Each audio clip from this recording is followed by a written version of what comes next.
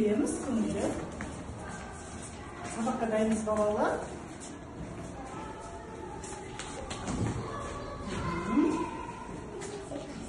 Жарайсыздар балалар. Бүгінгі сабағымызды бастаймыз, жарай ма балалар? Бүгін оқу сәрекетімізді бастаймыз. Бүгін аптаның екінші күні сейсенбі. Қайталаймыз. Қазір қай мезгіл балалар? Көктем. Жарайсыздар балалар. Көктемге 3 ай бар екен. Қайталайыншы? Наурыз, сәуір, мамыр, жақын, мұқият болып абайды тыңдаймыз.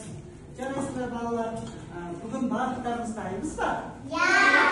Бұнда сауатташудан дыбыстық талдау деген бетті ашамыз. Балалар, енді мен сендерге жұмбақ қояйын, жарай ма? Аузы бар, тілі жоқ, терісі бар, жүні жоқ, қанаты бар, ұшпайды, су астында қыстайды. Ол не екен балық? Ойланып көрейікші? Ұшпайды балық деген. Жарайсың, Айзезім, балық. Келсеңдер ма балалар? Балық көрттіңіз ба бізде тақтада балық бар ма? Балалар, тағы да бір жұмбақ жасырайын. Аспанның жүзі жарқ етті, ақ найза жерге сарт етті. Ойланып айтамыз.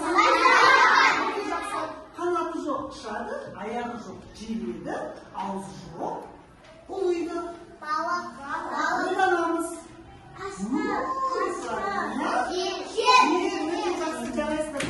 Бүгінгі міне біздің оқу сәрекетіміз басталды. Бірінші тапсырмада біз айтқан жұмбақтар бір екен. Көрінеді ме балалар? Дегенде ешкім тимесін, алыпты қадап бейнесін. Ол не балалар? Өте жақсы балалар. Енді екінші тапсырмаға назар аударамыз. Екінші тапсырмада нені түсінеді тұр?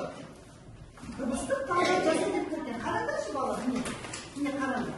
Екінші тапсырмада дыбыстық талдау жасаймыз. Бала, төрт, қара. Ал енді буынға бөлейік. Екі буын. Демек қанша дауысты дыбыс болу керек? Жарайсыздар, қолдарына қызыл және көк қаламды алып, дыбыстық талдау жасайтын боламыз. Екінші тапсырмада бала деген сөзге қарайықшы. Бала қандай дыбыстан басталып тұр? Жарайсыздар, б деген дауыс болған жоқсыз ба? Жарайсыздар, қандай түспен белгілейді екен? Көкпен бояймыз. Көкпен бояймыз. Міне біз осындай бүгін дыбыстық талдау жасап жатырмыз. Б дауыссыз көк түспен бояймыз. Келесі А дауысты қызыл түспен бояймыз, е? Дауысты дыбысы қызыл түспен. Балалар жылдам жасаймыз.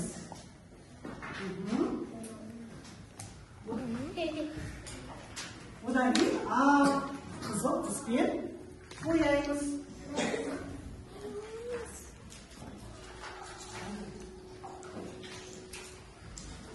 Бұңға бөлеміз. Барлығымыз білген бұңға бөлейік. Төрт.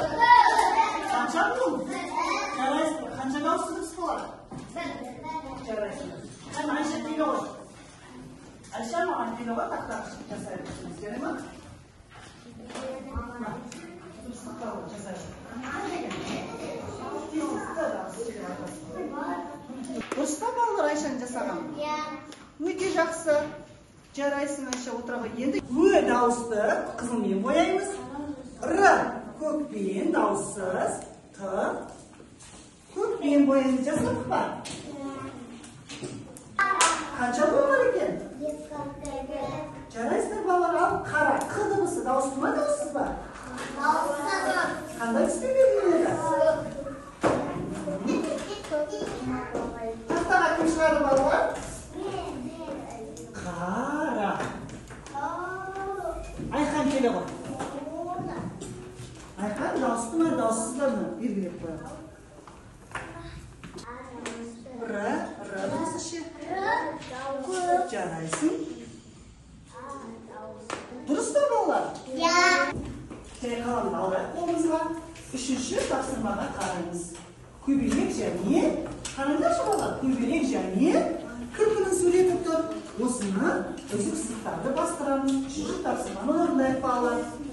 Балалар, үшінші тапсырманы орындаймыз. Орнымызға қаламды алайық. Қаламды ала қой. Үшінші тапсырманы орындаймыз. Тапсырманы кім орындап болды? Жарайсыңдар. Кішкене сертті сәтін жасап алайық, е? Барлығымыз орнымыздан тұрайық. Омар, Айгерім, жаңағы орнымыздан тұрайық. тұрамыз, сен төсемді жасаймыз. Тұрамыз. Қатты бастаймыз. Бас, иық, тізе, аяқ, тізе, аяқ. Бас, иық, тізе, аяқ, тізе, аяқ. Қайталаймыз бала, қайырымыз. Ауыз, мұрын, және құлақ. Бас, иық, тізе, аяқ, тізе, аяқ. Тезірек. Тезірек жасап көрейік. Бас, иық, тізе, аяқ, тізе, аяқ. Бас, иық, тізе, аяқ, тізе, аяқ. Көз, ауыз, мұрын, және құлақ. Бас, иық, тізе, аяқ, тізе, аяқ. Тез жасаймыз. Бас, иық, тізе, аяқ, тізе, аяқ. Аяқ, ал тезірек. Бас. Одан да тезірек. Бас, иық, тізе, аяқ, тізе, аяқ. Бас, иық, тізе, аяқ, тізе, аяқ. Көз, ауыз, мұрын, және құлақ. Бас, иық, тізе, аяқ, тізе, аяқ. Талдау жасаймыз. Барлықтарын қарындаштарын артаға қоямыз, бармамыз. Апайға қараймыз. Айхан, Омар, Айгерім, апайды мұқият тыңдайық. Тақтадағы берілген суреттермен жұмыс жасаймыз, жарай ма балалар? Бүгін біз дыбыстық талдау өтуіміз керек. Мынау ненің суреті? Жарайсыздар балалар. Ал. Қанша болма бөлінді балалар? Ал А деген қандай? Дауысты ма, дауысты ма? Жарайсыздар балалар, жақсы. Мынау ненің белгісі балалар? Дауысты ма, дауыссыз ба біз? Осы арқылы дыбыстық талдау жасайды екенбіз, иә? Ал енді біз бүгін тек қана сөздердің бастапқы әрпіне дыбыстық талдау жасап көрейік, иә балалар? Мынау ненің суреті? Гүл қандай дыбыстан басталады? Г дауысты ма, дауыссыз ба? Дауысты ма, дауыссыз ба жаным? Дауыссыз болса, қолымыздағы көк жалаушаны көтерейік балалар. Жалаушан гүл болса да, ол Р дыбыстан басталады. Ал қолымыздағы жалаушаны көтерейік. Апай қандай дыбысты айтады, сондай түске жалаушаны көтересіздер, жарай ма? Егер апай дауысты дыбыстан басталатын сөз айтса, қызыл түсті көтереміз. Жарайсыңдар, барлықтарын қоя қойыңдар. Қоя қойыңдар барлықтарын. Түйені айтайық па? Ал түйеге дыбыстық талдау жасайық. Бұңға бөлеміз. Қанша бұңға бөлінді? Түйе қай дыбыстан басталып тұр? Тудан басталып тұр. Дауысты ма, дауыссыз ба? Қай жалаушаны көтереміз? Дұрыс, көк жалаушаны көтереміз. Қызылды қойып қоямыз балалар. Барлықтарымыз түсірейік қолымыздан жалаушамызды. Жарқын, сабаққа дұрыс қатысып отырсек. Қойып қой қолыңдарына. Ал енді балалар, қараңдар. Мына суреттен тарақ дегенге дыбыстық талдау жасайықшы. Тарақ неше буын? Екі буын. Тарақ қай дыбыстан басталып тұр? Т дыбысынан. Ал жалаушаны көтерейік. Көк жалаушаны көтереміз. Жарайсыңдар, өте жақсы. Ал енді мынау ара. Араға дыбыстық талдау жасайық. Қанша буынға бөлінді? Екі буынға. Ал дыбысы қандай? Дауысты ма, дауыссыз ба? Дауысты дұрыс көтерді сая. Дұрыс, қызыл жалаушаны көтереміз. Ал енді келесі суреттен қараймыз. Балық. Екі буын болса қанша дауысты дұрыс болады балалар? Дұрыс, балық қай дыбыстан басталып тұр? Өте жақсы. Бұл дауысты ма, дауыссыз ба? Қандай түспен белгіледі? Көк, өте жақсы, жарайсыңдар балық. Қолымызды тартамызға қояйық заттарымызды. Енді апайдың берген суретіне назар аударайық, иә балалар? Есімдерге тапсырмалар берейік, соған қарап сөйлеп құрайсыңдар балалар. Мына жерде жыл мезгілдер беріліпті, иә? Бір жылда неше мезгіл бар екен? Қараңдар балалар. Жарайсыңдар, 4 мезгіл барыңдаршы. Бір жылда неше мезгіл бар? 4 мезгіл. Қандай? Қыс, көктем,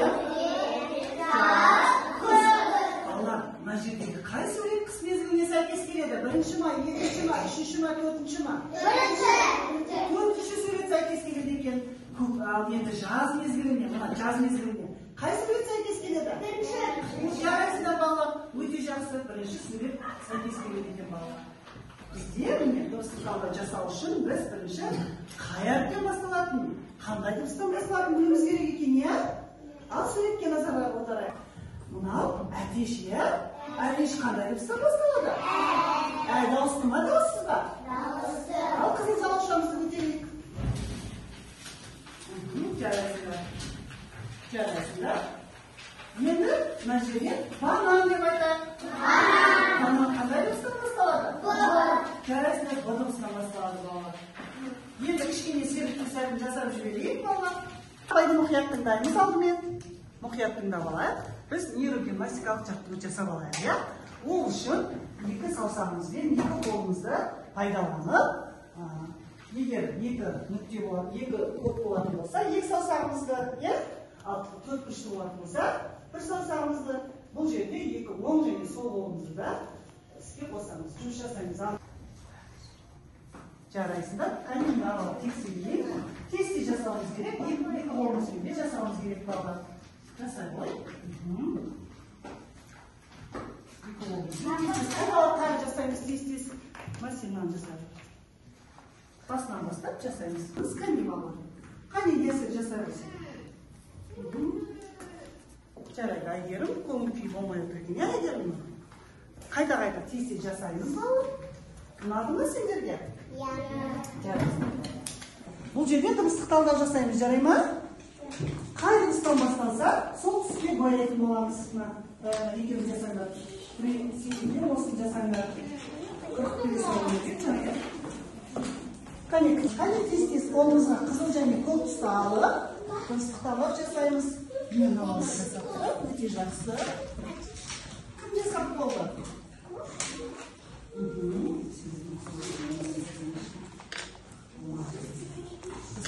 Кімге көмек керек?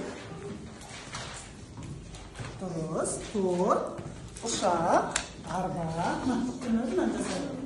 Тез-тез жанын жасай ғой. Апай біттім. Кім болса, мен оған күшті смайлик беретін боламын. Қане, кім дұрыс жасады? Міне смайлик таратып жатырмын балалар. Қараңдаршы міне. TikTok әдісі деген смайлик таратып жатырмын. Қане, дұрыс па сенікі? Өте жақсы, жарайсың. Жарайсың. Кім тапсырманы жылдам орындады? Мен соларға.